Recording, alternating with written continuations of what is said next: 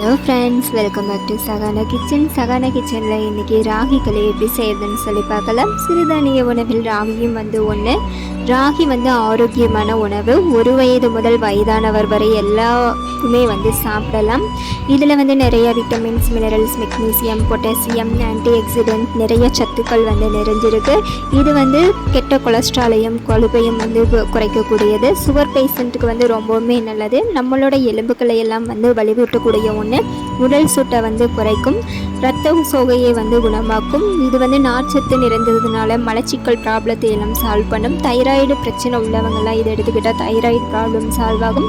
Anti accident இருக்கிறதுனால கேன்சரை control பண்ணும்.